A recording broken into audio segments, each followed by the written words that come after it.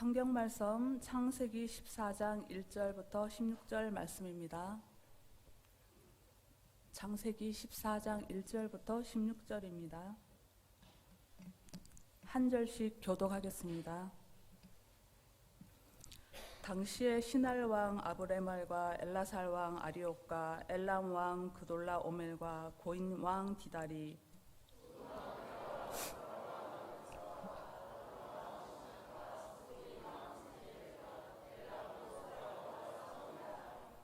이들이 다 시딤 골짜기 곧 지금의 염해에 모였더라.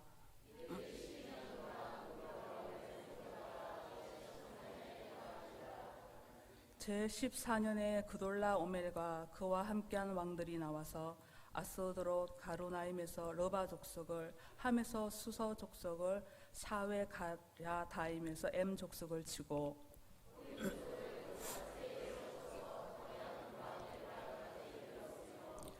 그들이 돌이켜 엠미스밭 곧 가데스에 이르러 아말렉 족속의 온 땅과 하시솜다말에 사는 아모리 족속을 친지라.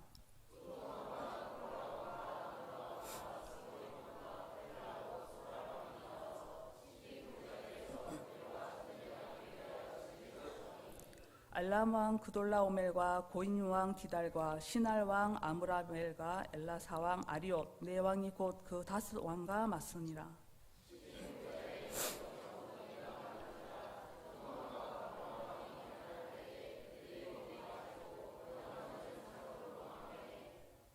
네 왕이 소돔과 고모라의 모든 재물과 양식을 빼앗아가고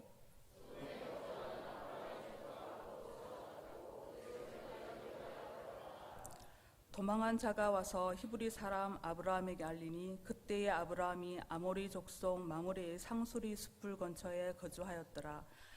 마므레는 에스골의 형제요 또 아넬의 형제라. 이들은 아브라함과 동맹한 사람들이더라.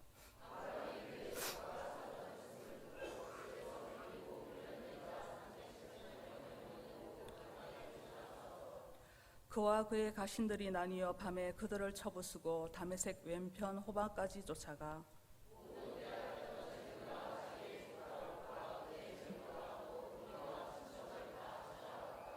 아멘.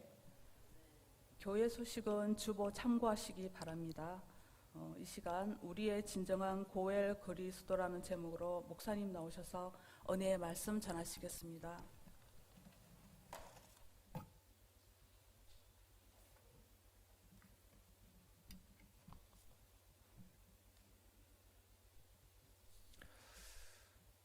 요즘같이 험한 일들이 이렇게 많이 일어나는 때에는 어느 지역에 어떤 큰 일이 일어났다 하면 그 지역에 사는 지인들의 안부를 묻게 됩니다.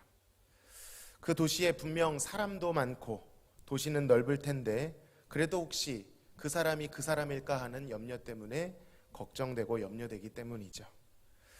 이런 일들이 점점 익숙해지면 안 되는데 점점 유행처럼 번지고 있는 것 같아 가슴이 참 아픕니다. 자, 오늘 본문에도 어떤 큰 일이 일어나게 되고 우리는 누군가의 안부를 궁금하게 되는 그러한 구조로 되어 있습니다. 본문에는 고대의 전쟁기가 등장합니다. 팔레스타인 사해 주변에 있던 왕들끼리의 싸움, 그러니까 제법 큰 전쟁이었던 것이죠. 크게 북방연합군과 남방연합군으로 나눌 수 있었는데 북방연합군은 엘람 왕 그돌라오멜을 중심으로 한 네 왕의 연합군이었습니다. 성경에 후에 나오는 메데 바사의 고레스 왕 들어보셨죠? 이 메데 바사 페르시아 왕국이 이 엘람 왕국의 후예입니다. 오늘날로 말하면 이란 지역입니다. 이에 맞서는 남방연합군은 소돔 왕 베라를 중심으로 한 다섯 왕의 연합군이었습니다. 전쟁의 동기는 이랬습니다. 남쪽 나라들이 엘람 왕 그돌라오멜을 무려 12년 동안이나 섬겼는데 13년째 되던 때에 이 군신 관계를 파기하고자 반란을 일으킵니다. 이에 그돌라오멜이 동북쪽으로부터 주변에 있는 신하 나라들을 거느리고 그들을 부추겨 먼 길을 원정 와서 전쟁을 일으킨 것입니다.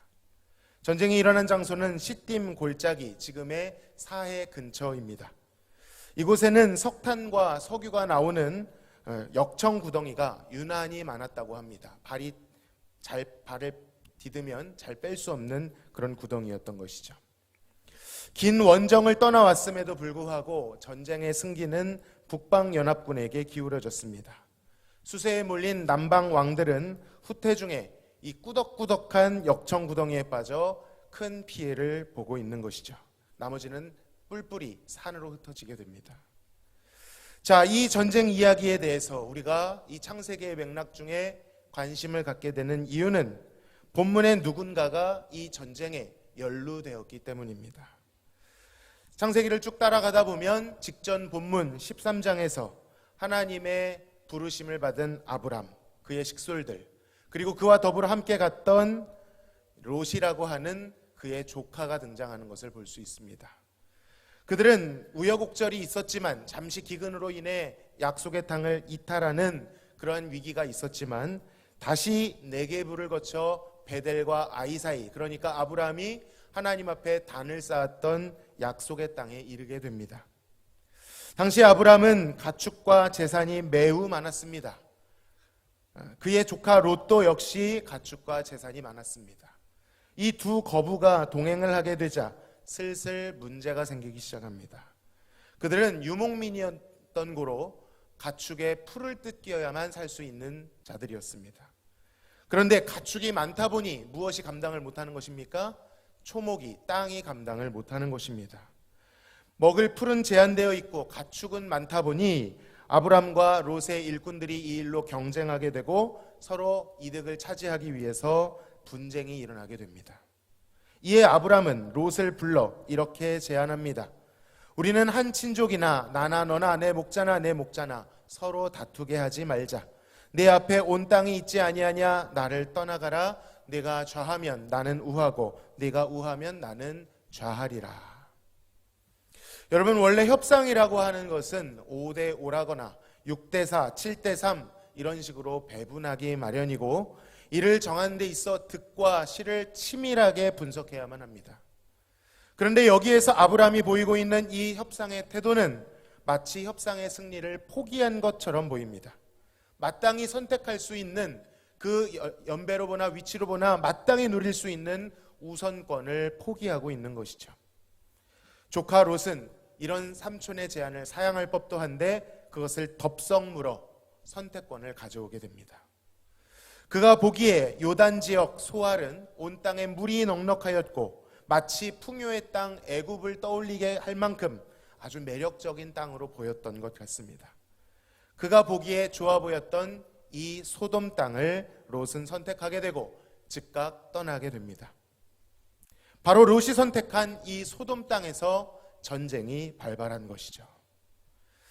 소돔 왕과 남방 동맹국들의 패전 소식은 우리로 하여금 그렇게 자기 살 길을 찾아 떠났던 롯의 근황을 염려하게 만듭니다. 아니나 다를까 소돔에 거주하던 이 롯도 전쟁통에 포로로 잡혀가게 되었습니다. 여러분, 이렇게 자기 살 길 찾아서 잘 갔으면 잘 살아야 할 것 아닙니까? 그런데 이게 웬 횡재냐 싶었을 그 롯이 오히려 위기를 만나게 됩니다. 여러분, 보이는 것을, 보기에 좋은 것을 선택했다고 해서 다 좋은 것은 아닌 것 같습니다. 보이는 것이 우리를 배반할 때가 있는 것이죠. 오히려 그는 전쟁통의 포로가 되었습니다. 우리는 알게 되죠. 오늘 말씀, 오전에 주신 말씀에서도 우리에게 허락하신 말씀인데요. 평안은 누가 주십니까? 하나님이 주셔야 평안할 수 있는 것입니다.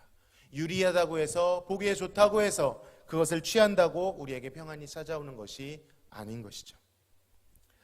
자, 전쟁 중에 도망쳐온 한 사람이 아브라함에게 이 소식을 알립니다. 그런데 독특한 것은 앞에 별명이 하나 붙습니다. 어느 사람 아브라함입니까? 히브리 사람 아브라함에게 이 소식을 알립니다. 이 소식을 들은 히브리 사람 아브라함은 우왕좌왕하지 않고 곧바로 행동하기 시작합니다. 그 행동은 평소 그가 집에서 기르고 훈련시켜온 즉시 투입 가능한 318명의 정예 부대를 끌고 출정하는 것이었습니다. 그는 곧바로 북방 나라들의 왕들을 추격하기 위하여 몇몇 동맹군들과 함께 전쟁에 참전합니다. 여러분, 이게 얼마나 무모한 일인지 우리는 봐야 합니다. 지금 누구 간의 싸움이죠? 왕들과 왕들 간의 세계 대전입니다. 어떻게 보면 그돌라오멜은 그 팔레스타인을 제패했던 너무나도 악명 높은 왕이었죠. 그런 말이 있습니다. 낄끼빠빠라는 말이 있습니다. 이게 요즘 젊은이들이 줄여서 쓰는 말입니다. 뭐의 준말인지 아시나요? 낄 때 끼고 빠질 때 빠지라는 겁니다. 이것은 아브라함 일개 개인이 낄 수 있는 자리가 아닌 것 같아 보입니다. 무려 왕들의 연합전쟁입니다. 총 9명의 왕이 9왕국이 참전한 전쟁입니다. 세계대전이 벌어지고 있는 이 무대에 아브라함이라고 하는 개인이 이렇게 끼어도 되는 것인가 우리는 생각하게 되죠. 여러분, 그런데 됩니다. 뒤늦게 참전한 이 아브라함과 그의 동맹군은 이 악명 높은 그돌라오멜의 군대를 북방의 단지역까지 단숨이 원정 가서 쳐서 파했고 다메섹 북편에 있는 호바까지 가서는 빼앗겼던 재물과 조카 롯과 재물과 부녀들을 모조리 찾아오게 됩니다. 여러분, 이게 무슨 일이란 말입니까? 이해할 수 없지만 첫 번째로는 하나님께서 아브라함에게 약속하셨듯이 내가 너의 편이다라고 하는 그 약속이 확실히 드러났다라는 것을 보게 되죠. 하나님이 너를 복주고 너를 복주는 자에게 복을 주고 너를 대적하는 자를 대적하겠다라고 하신 이 아브라함 언약이 얼마나 신실한 것인지를 보여주는 것이고요. 두 번째는 사실 아브라함의 영향력이 우리가 생각하는 것보다 훨씬 더 컸다라는 것을 알게 되죠. 사실 앞으로 보면 아브라함의 모든 거래나 계약이나 이런 대하는 사람들은 거의 다 왕들이나 그 지역의 유지 족장들이었습니다. 그만큼 아브라함의 영향력이 아주 강했다는 것이죠. 한 집안의 이야기를 가는 것 같지만 아브라함의 가지고 있는 지경 자체가 매우 컸다는 것을 알 수 있습니다. 아무리 그렇다 해도 이 글로벌한 전쟁에 어떤 나라를 대표하는 왕도 아니 아직 나라나 영토의 기반도 없는 일개 개인이 무모하게 참전할 수 있다는 것이 이해가 가지 않습니다. 여러분, 아브라함이 그렇게 대단한 사람이었습니까? 용맹하고 단호한 사람이었습니까? 사실 아브라함을 직접 뵌 적은 없지만 그렇지 않을 가능성이 많습니다. 왜냐하면 12장을 보면 어느 정도 이해가 갑니다. 12장에서는 아브라함이 애굽에 내려가게 됩니다. 왜 내려갔는고 하니 그 땅에 엄청난 기근이 임함으로 그 기근 앞에 하나님의 말씀을 받고 순종하였건만 맥없이 무너지는 모습을 보이죠. 하나님께 여쭙고 하나님께 의지하여 나아갈 길을 하나님이 지시할 땅으로 나아가야 했지만 그는 하나님을 의지하지 못하고 애굽으로 내려갔습니다. 애굽에 가서는 어땠습니까? 혹시 그의 아리따운 아내 사레를 그곳 남자들이 탐할까 봐, 그리고 자신을 죽일까 봐 사레와 합의하에 그 아내를 누이라고 속입니다. 물론 이 사레가 이복 누이인 것이 맞기는 합니다. 그래도 그렇지 자기 목숨을 부지하기 위해 아내의 존재를 부정하는 남편이라고 하니 이로 인해 사레가 받았을 그 수모는 이루 말할 수 없었습니다. 실제로 애굽 왕 바로의 침소에 들어가게 되죠. 그랬던 아브라함이 지금은 롯이 잡혔다는 이야기를 듣자마자 두려움과 우유부단함은 온데간데 없이 갑자기 출정하고 있는 모습을 보니 우리는 당황스러운 것입니다.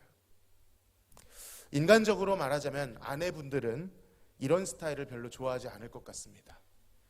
아내한테는 잘 못하는데 친가 쪽 형제 일이라면 두 손 걷어붙이고 나선다. 인간적으로 보면 그렇게 의심할 수도 있을 것 같습니다. 그런데 사실 그러한 인간적인 추측보다 이 본문에는 롯을 향해 가지고 있는 아브라함의 마음, 그리고 이 아브라함의 마음이 얼마나 독특하고 신학적으로 중요한 것인지를 밝혀주고 있습니다. 물론 아브라함이 12장 애굽에서 겪은 이 뼈아픈 실패를 통하여 하나님께 돌아오는 과정을 거쳤고 그 가운데 성숙하여졌을 수도 있습니다. 하나님을 더욱 신뢰하게 되어 담대해졌을 수도 있습니다. 그럼에도 불구하고 이 본문의 더 중요한 메시지는 단순히 개인적인 것이 아닙니다. 자, 이 본문에서 가장 중요한 신학적 개념은 바로 고엘이라고 하는 것입니다. 한번 따라해 볼까요? 고엘.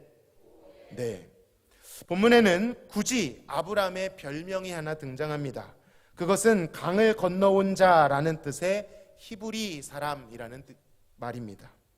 아브라함의 후손들도 그 조상이 불리었던 히브리인이라는 이름으로 불리기를 매우 자랑스러워했습니다. 지금 이 창세기를 누가 쓰고 있습니까? 모세가 쓰고 있습니다. 모세가 누구에게 쓰고 있죠? 1차적으로 광야 가운데 있는 이 이스라엘 민족들에게 그의 정체성을 가르쳐주기 위해서 쓰고 있습니다. 자, 바로 그들이 히브리인들입니다. 그리고 그들의 조상이 누구였습니까? 아브라함, 히브리 사람 아브라함이었습니다. 그 아브라함에게로부터 이 고엘이라고 하는 정신이 시작되고 있다는 것을 모세는 강조하고 있는 것이죠. 실제로 이 고엘이라고 하는 정신은 히브리인들에게 너무나도 중요한 근간이었습니다. 이 고엘이라고 하는 이 정신 자체는 훨씬 더 큰 것인데 그 안에 한 가지 형태가 무엇이냐 하면 계대 혼인법이라고 하는 것이죠. 형이냐 형제가 죽었을 때 형제를 대신하여 그 생명을 연장시켜주는, 즉 대신 형수에게로 들어가서 대를 이어주는 것을 계대 혼인법이라고 합니다. 그런데 이 고엘은 그것보다 훨씬 더 큰 개념입니다. 형제의 생명을 이어준다라는 의미를 가지고 있죠. 이것이 룻기에도 잘 나타나고 있습니다.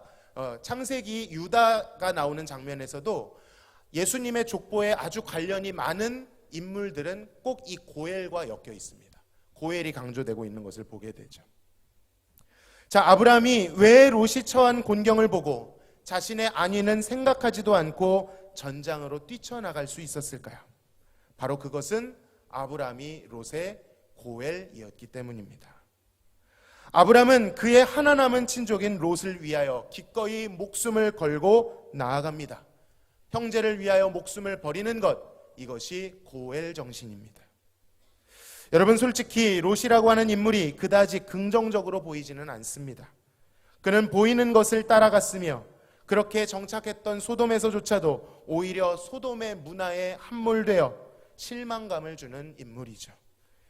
창세기 19장 20장에 나오는 이 소돔과 고모라 심판 사건에 있어서도 롯은 나름대로 그들의 심판관 노릇을 하려고 하고 그들에게 찾아온 두 천사를 지켜보려고 하지만 아주 이상한 방법으로, 기형적인 방법으로 수습은커녕 조롱을 당하고 또 다른 죄를 짓는 이상한 모습을 보이게 됩니다.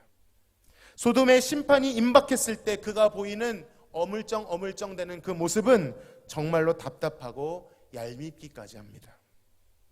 그런데 이러한 감정을 좀 걷어내고 아브람과 롯의 이 관계에 집중하여 바라보게 되면 보이는 것이 하나 있습니다.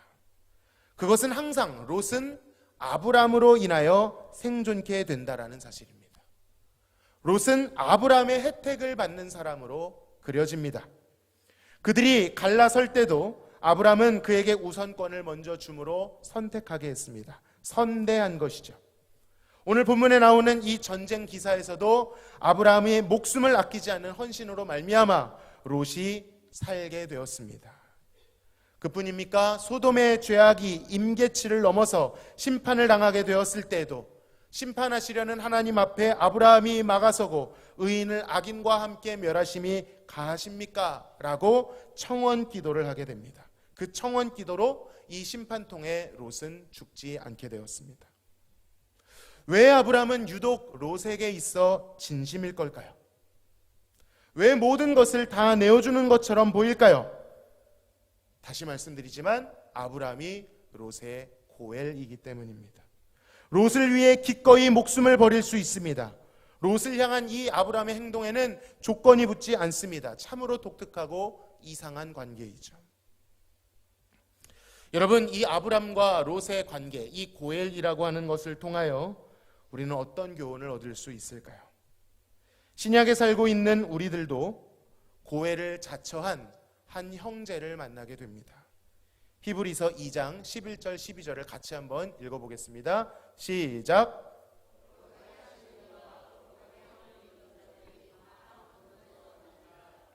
그러므로 형제라 부르시기를 부끄러워하지 아니하시고 이르시되 내가 주의 이름을 내 형제들에게 선포하고 내가 주를 교회 중에서 찬송하리라 하셨으며 아멘. 여러분, 거룩하게 하시는 이와 거룩하게 함을 입은 자들이 한 근원에서 나왔다고 합니다. 여러분, 이게 가능한 일입니까? 거룩하게 하신 이는 본래부터 거룩한 이시고 거룩하게 입음을 당한 자들은 사실은 거룩하지 않은 자들이었는데 그들이 이제는 한 근원에서 나오게 되었답니다. 그리고 거룩하게 하신 그가 거룩함을 입은 원래는 불경하던 그들을 형제라 부르시기를 부끄러워하지 않으신다라고 히브리서 기자는 말하고 있습니다. 여러분, 이 형제는 누구이실까요? 이 형제를 부끄러워하지 아니하시고 부르시는 우리의 진정한 고엘, 그는 누구이십니까? 예수 그리스도이십니다. 롯과 같이 제 갈 길로 간 우리들을 어쩌면 얄밉고 미련해 보여 늘 형제로서 수고스럽고 번거롭게 만드는 그 형제를 형제라 부르는 것을 부끄러워하지 않으시는 분이 바로 예수 그리스도이십니다. 예수 그리스도로 인하여 우리는 아버지, 하나님을 아버지라 부를 수 있게 된 것이죠. 예수 그리스도가 우리의 진정한 고엘이 되십니다. 이것을 꼭 기억하시기를 바랍니다. 예수님은 영원 전부터 하나님의 유일하신 독생자, 유일하신 친자이신데 자격도 없고 하나님의 은혜가 아니면 설명할 수도 없이 양자된 우리를 형제라 부르시는 것을 기뻐하십니다. 우리를 하나님과 같은 시선으로 애정어리게 바라보십니다. 우리를 도와주십니다. 우리를 소외시키는 것이 아니라 품어주십니다. 그 사랑이 얼마나 큰지 아브라함이 롯에게 땅을 양보하고 군대를 이끌고 목숨을 걸고 그에게 나아갔던 것과는 비교할 수 없을 정도로 예수님은 모든 것을 다 쏟아 우리의 죄악과 우리의 저주를 담당하셨습니다. 지극히 높은 하나님의 영광이 그것이 무엇인지조차도 우리는 알지 못하는데 그것을 유보하시고 낮고 천한 우리에게 오시는 것을 기뻐하셨다고 합니다. 뿐만 아닙니다. 그는 미련한 우리를 바라보시며 때때로 웃으시며 우리가 무엇이라고 때때로 울으시며 동고동락을 함께 해주셨습니다. 그리고 끝내 그의 생명을 다 쏟아 그의 물과 피를 다 쏟아 우리를 진정으로 사랑해 주셨습니다. 요한복음 13장 1절에 그가 자신의 사람들을 언제까지요? 끝까지 사랑하신다라고 증언하고 계십니다. 사랑하는 성도 여러분, 우리는 우리의 진정한 고엘이신 예수 그리스도 없이는 아무것도 할 수가 없습니다. 우리의 참 형제이신 그리스도 없이 하나님 앞에 나아가는 것, 그분 앞에 무엇을 하는 것 상상할 수도 없습니다. 우리는 진정으로 모든 순간 모든 영역에 있어 우리의 고엘이신 예수 그리스도만을 의지해야 될 줄로 믿습니다. 이것이 우리 신앙의 내용인 것이죠. 우리의 유일한 소망인 것입니다. 로마서 8장에서는 이렇게 선언합니다. 그런즉 이 일에 대하여 우리가 무슨 말하리요? 만일 하나님이 우리를 위하시면 누가 우리를 대적하리요? 자기 아들을 아끼지 아니하시고 우리 모든 사람을 위하여 내주시니가 어찌 그 아들과 함께 모든 것을 우리에게 주시지 아니하겠느냐. 고엘이신 예수님과 함께라면 이기지 못할 것이 없습니다. 원수의 고발도 정죄도 다 이겨낼 수 있는 것이죠. 고난도 이겨낼 수 있는 것입니다. 심지어는 죽음도 이겨낼 수 있는 것입니다. 그가 생명을 거시고 그것을 다 바쳐 우리를 의롭게 만들어 주셨기 때문입니다. 뿐만 아니라 지금도 하나님의 보좌 우편에서 보혜사이신 예수님께서 또 다른 보혜사이신 성령과 함께 우리를 위하여 간구하고 계신 줄로 믿습니다. 그 고엘의 사랑에서 무엇도 끊어낼 수가 없습니다. 이상하리만큼 롯에게 진심이었던 아브람처럼, 아니 그것과는 비교도 할 수 없을 정도로 기이한 그 사랑으로, 신적 사랑으로 지금도 우리를 사랑하고 계십니다. 이유가 없습니다. 그것이 하나님의 기뻐하시는 뜻입니다. 특별하고 독보적인 사랑이죠. 그 사랑으로부터 어떤 것도 우리를 끊어낼 수 없을 것입니다. 환난이나 곤고나 박해나 기근이나 적신, 위험, 칼도 하지 못합니다. 사망도 생명도 천사도 권세자도 현재 장래 높음, 깊음, 능력, 그 어떤 잘난 피조물도 우리를 우리 주 예수 그리스도 안에 있는 하나님의 사랑에서 끊을 수 없다라고 선언합니다. 여러분, 이것을 붙들어야 하는 것이죠. 이것을 알기 위하여 더욱 몸부림치고 사모해야 하는 것입니다. 사도 바울은 에베소 교회를 위하여 기도하기를 너희가 그 사랑 가운데 뿌리가 박히고 터가 굳어지기를 원한다라고 기도합니다. 여러분, 아브람 품에 의지하여 전쟁통을 탈출하고 있는 미련한 롯처럼 우리도 예수님의 옷자락을 꽉 붙잡고 그 품에서 떨어지지 않기를 매 순간 간구해야 될 줄로 믿습니다. 말씀을 맺겠습니다. 여러분, 이것이 끝이 아닙니다. 그 고엘이신 예수 그리스도의 사랑으로 우리가 충만하여질 때, 그 사랑을 안아가는 일을 중단 없이 계속해 나갈 때 우리 안에 새로운 일이 일어나기 시작합니다. 그것은 바로 그리스도의 시선을 가지고 세상을 바라보게 되고 그리스도의 마음을 가지고 이웃을 바라보게 된다라는 사실입니다. 그래서 우리가 예전에 처했던 그 모습을 이웃들에게서 바라보며 생명을 잃어버리고 사망과 어둠의 그늘 가운데 신화하고 있는 누군가를 보며 예전에 내 모습을 기억하는 것입니다. 그리고 나에게 부어주셨던 그 고엘의 사랑을 기억하여 우리도 누군가의 고엘이 되기 위하여 세상에서는 이해할 수도 없고 계산할 수도 없는 그 무조건적인 사랑으로 누군가를 품고 섬기게 되어진다는 것입니다. 이해타산이 아닙니다. 어떤 조건이 아닙니다. 그 사람이 내가 보기에 아름답고 멋진 모습으로 서 있기 때문에도 아닙니다. 여전히 미련해 보일지라도 롯과 같이 보일지라도 그 고엘의 사랑을 입었기에 고엘의 마음으로 고엘의 시선으로 그를 바라볼 수 있게 되는 것입니다. 우리 모두 우리의 고레일이신 예수 그리스도의 사랑을 더욱 알아가고 바울의 고백처럼 사랑 가운데 뿌리가 박히고 터가 굳어져서 그 사랑이 흘러 우리를 만나게 하는 또 다른 연약하고 피 흘리고 있는 자들에게 다가가 조건 없는 고엘과 이웃이 되어줄 수 있기를 간절히 소망합니다. 우리를 위하여 헌신하신 예수님으로 인하여 우리도 누군가에게 헌신하고 주님께 헌신할 수 있기를 주님의 이름으로 간절히 소망합니다. 기도하겠습니다. 하나님 아버지, 감사합니다. 롯에게 유난히 진심이었던 아브람을 통하여 하나님, 인간의 불안정한 사랑, 그것을 넘어서는 우리의 완전한 고엘이신 예수 그리스도를 바라봅니다. 우리를 이렇게 사랑하실 수 있는 분은 그 어떤 세상에도 존재하지 않는 줄을 믿사오니 하나님, 우리를 향해 흐르고 있는 사랑을 하나님께서 말씀하시고 있는 이 고백을 흘려보내지 말게 하여 주옵소서.